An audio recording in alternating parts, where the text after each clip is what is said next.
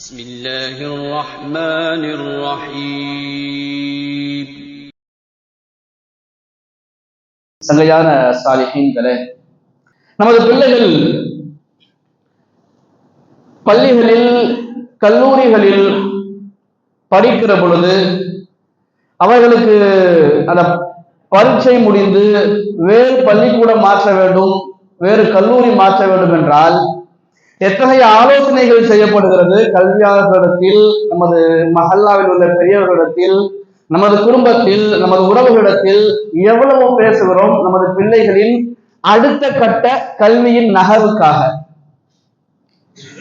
இவ்வளவு தெளிவு இருக்கிற நமக்கு ப்ரீகேஜில இருந்து அவனை எல்கேஜி எந்த கிளாஸ் போடணும் தொட்டு அவன் கல்லூரியில் எந்த கல்லூரியில் படித்தால் என் பிள்ளைக்கு சிறந்த பணி கிடைக்கும், அவனால் இந்த உலகில் அவன் வாழ்வை மேலோங்கி பார்க்க முடியும் என்று முனைப்போடு பயணிக்கிற நாம் மதரசாக்களில் அவன் எத்தனை சூறாக்கள் மரணம் செய்திருக்கிறான், எந்த மதரசாவில் எந்த ஆசிரியரிடத்தில் எந்த உஸ்தாதிடத்தில் ஓதினால் என் பிள்ளையின் மன்னரை வாழ்வும் மறுமை வாழ்வும் சிறக்கும் என்ற சிந்தனையோடு அல்லது 8வது 10வது படிப்புக்கு பிறகு கவர்மெண்ட் எக்ஸாம் இருக்கு, பொது தேர்வு இருக்கிறது என்று சொல்லி அதற்காக டியூஷன், அதற்காக மெனக்கெடுவது போன்ற அந்த மெனக்கெடல்கள் மக்கள் மதரசாவிற்கு இருக்கிறதா என்று யோசிக்க வேண்டும்.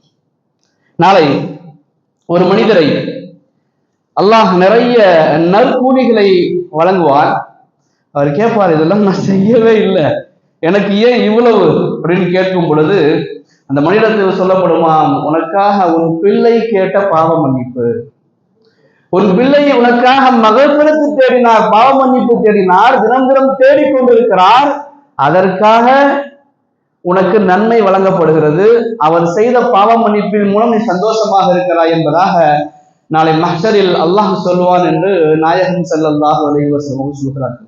நமக்கு தெரியும், எவ்வளவு உருண்டு பிறண்டாலும் ஒட்டுல மண்ணு தான் ஒட்டும்னு, அதுக்கு மேல மண்ணு உடம்புல ஒட்டாது. எல்லாவற்றுக்கும் ஒரு முடிவு இருக்கிறது, காலக்கேடு இருக்கிறது, ஒரு நிர்ணயம் இருக்கிறது. அந்த காலக்கேட்டை தாண்டி யாராக இருந்தாலும் உலகில் ஒரு கவலம் உணவு கூட வாயில் இருந்தால் எடுத்து விட்டுதான் அடக்கம் செய்வார்கள். இந்த உலகை விட்டு நாம் செல்ல இருக்கிறோம். இந்த உலகம் நமக்கு நிரந்தரம் அல்ல. இதற்கு பிறகு நமது பிள்ளைகள், நம்மை சார்ந்தவர்கள், நமது பொறுப்பில் இருப்பவர்கள் கபரில் இருக்க வேண்டும். கபரில் அவன் இந்த உலகில் எப்படிப்பட்ட வாழ்க்கை வாழ்ந்தானோ அதற்கு முன்னோட்டமான பரீட்சைகள் கபரிலே நடக்கும். அவன் நல்லவனாக இருந்தால் கபர் அவனிடத்தில் பேசும், உலகில் வாழ்ந்தவர்களில் நீதான் மிக நல்லவன், நீ என்னிடத்திலே மென்மையாக நடந்து கொண்டாய், நான் இப்போது உன்னிடத்திலே மென்மையாக நடக்கப் போகிறேன் என்று சொல்லி அவன் பயணத்தை, அவனது மன்னரை வாழ்க்கையை துவங்கும். அவன் மோசமாக பாவமான செயல்கள் செய்து, குடிகாரனாக, அயோக்கியனாக, நிறைய தவறுகள் செய்து, நிறைய அழுச்சாட்டியம் செய்து, அநீதம் செய்து, பலர்களை சொத்தை ஏமாற்றி, இப்படி இல்லாவிட்டாலும் கூட தொழுகையை விட்டுவிட்டு, நோன்பை விட்டுவிட்டு, இறைவனது கடமையை புறக்கணித்து இந்த உலகத்தின் சம்பாத்தியத்திற்காக, இந்த உலகின் வளர்ச்சியின் மேலோக்கத்திற்காக வேண்டி வாழ்ந்திருந்தாலும் கூட கபூர் அவனிடத்தில் பேசுமா, வாழ்ந்தவனில் நீ தான் மிக கெட்டவன், இப்ப என்கிட்ட வந்திருக்க, நான் உன்னிடத்தில் எப்படி நடந்து கொள்ள போகிறேன் என்பதை நீ பார்க்க போகிறாய் என்று அவன் விழா எலும்பு ஒன்றோடு ஒன்று சேருகிற அளவுக்கு நெருக்கும் என்பதாக மாணவி ஸல்லல்லாஹு அலைஹி வஸல்லம் அவர்கள் சொன்ன ஹதீஸ் நம்ம எல்லோருக்கும் மனப்பாடமாக ஞாபகமாக தெரியும். இருந்த போதிலும் நமது பிள்ளைகள் மதரசா விஷயத்தில் நாம் எவ்வளவு கேர் செய்கிறோம் என்பதை ஒரு கணம் மேலோங்கி பார்க்க வேண்டும். அவன் படிக்கிற இந்த படிப்பின் மூலம் நாளைய பிறகு நான் வயதான பிறகு எனக்கு அவன் மதிக்க தக்க கல்வியை நான் அவனுக்கு கொடுக்கிறேனா? இப்போது கொடுக்கிற ப்ரீகேஜிக்காக கட்டப்படுகிற 1 லட்சம் ரூபாய், 1,4 லட்சம் ரூபாய் இருப்பதிலேயே ஊரிலேயே மெனக்கெட்டு கியூவில் நின்று மிக சிறந்த பள்ளிக்கூடத்தில் சேர்த்து அவனுக்கு கட்டப்படுகிற கட்டணமும் அவனுக்கு சொல்லிக் கொடுக்கப்படுகிற படிப்பும், சிறுவனாக இருந்த பொழுது நான் அவனை எப்படி பராமரித்தேனோ, எப்படி பாதுகாத்தேனோ, அதுபோன்று எனக்கு வயோதிகமான பிறகு என் பிள்ளை என்னை பாதுகாக்க தயாராக இருக்கிறேனா, அதற்கான ஒரு கல்வியை கொடுக்கிறேனா என்று யோசித்து பார்க்கக்கூடிய கால சூழலில் இருக்கிறோம். 28 நாட்கள் நோன்பு நோற்று விட்டு வண்ணாரப்பேட்டையை சார்ந்த ஒரு வாலிபன் பேசுகிறான். 28 நாட்கள் நோன்பு நோற்று ஒரு நடிகரின் இஃப்தார் நிகழ்வில் கலந்து கொண்டு இப்போதுதான் என் நோன்பின் பலன்களை பெற்றுக்கொண்டேன் என்று சோசியல் மீடியாவில் பேசுகிற அளவுக்கு நம்ம சமூகம் இருக்கிறது. இப்ப சொல்லுங்க, நம் பிள்ளைகளுக்கு எதை கற்றுக் கொடுக்கிறோம்? இதை நோக்கி நம் பிள்ளைகள் பயணிக்கிறார்கள். நமக்கு நல்லது செய்வது யார், நமக்கு தீயது செய்வது யார், நான் யாருக்கு பின்னால் நின்றால் எனக்கு நல்லது நடக்கும் என்ற அந்த அறிவு கூட இல்லாமல் பிள்ளைகள் மஹல்லாக்களில் வளர்ந்து வருகிறார்கள்.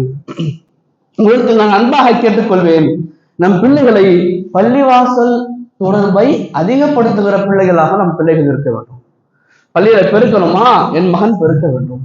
பள்ளியை கூட்டி துப்புரவு செய்ய வேண்டுமா, என் மகன் துப்புரவு செய்ய வேண்டும். பள்ளியை கழுவணுமா, என் மகன் கழுவ வேண்டும். 10th எக்ஸாம் இருந்தாலும் பரவாயில்லை, செஞ்சுட்டு போன பிள்ளைகளை உருவாக்குகிற பெற்றோர்களாக நாம் இருக்க வேண்டும்.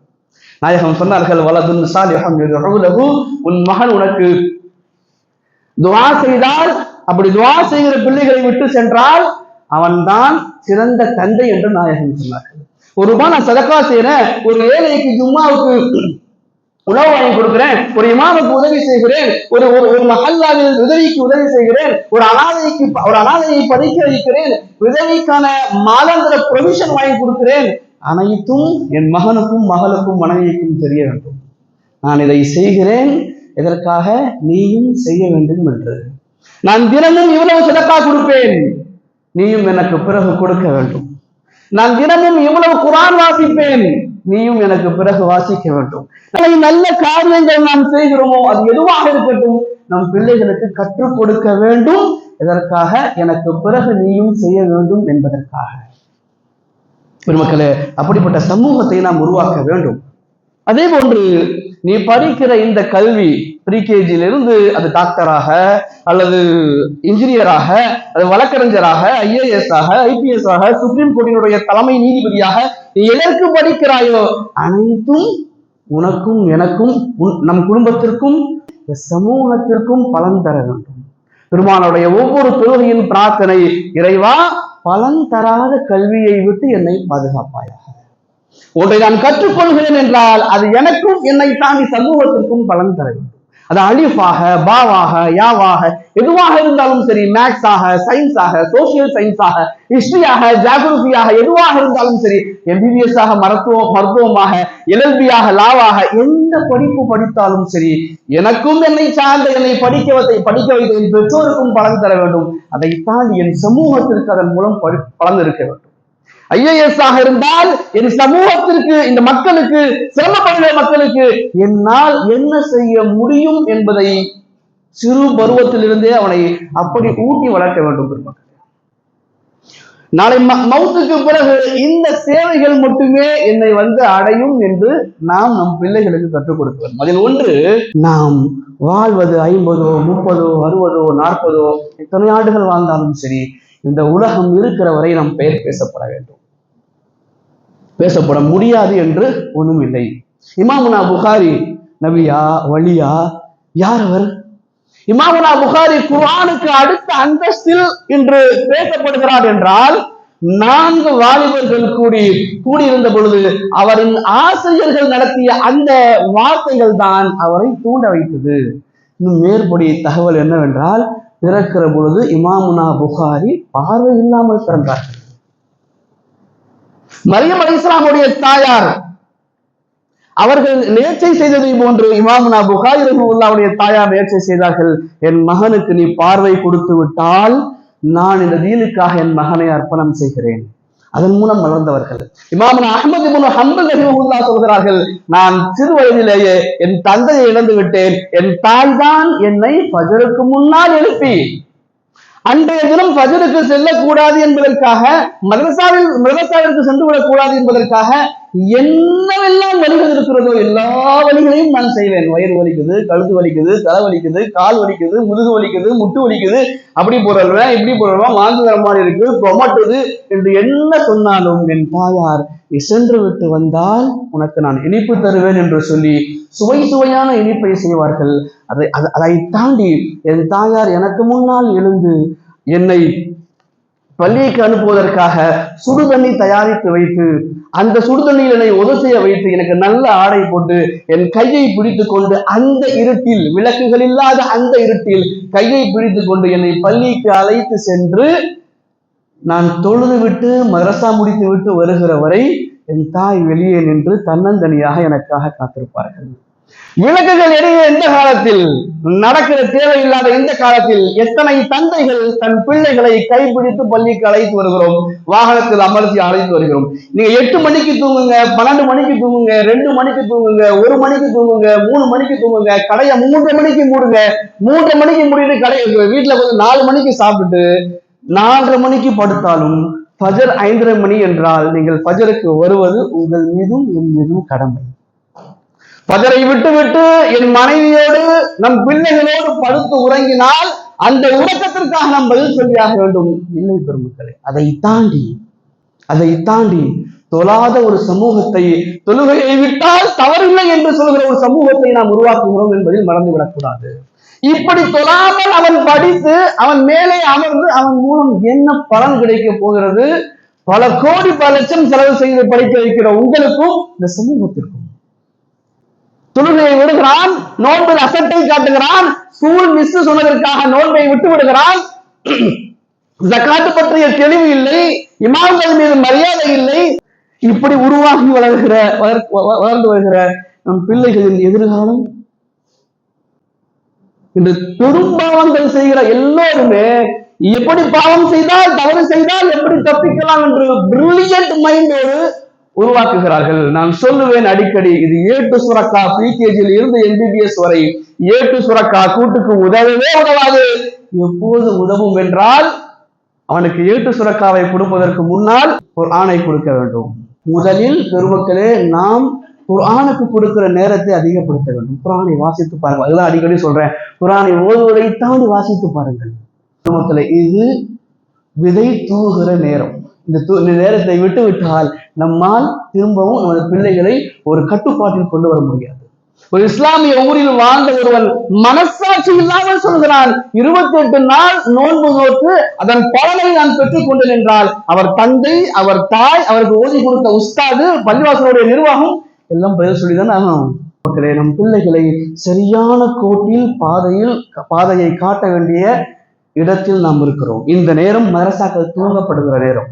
நீங்கள் +2க்காக, 10வதற்காக, 8வதற்காக, ஹிந்திக்காக, சயின்ஸுக்காக, மேக்ஸுக்காக கட்டடித்து மதரசாக்களை விட்டுவிட்டால் வலதுன் சாலிஹுன் யதுஉலஹு, நல்ல துஆ செய்கிற பிள்ளைகளை உருவாக்க முடியாது. என் மரணத்திற்கு பிறகு எனக்காக நல்லது என் பிள்ளை செய்ய வேண்டும்.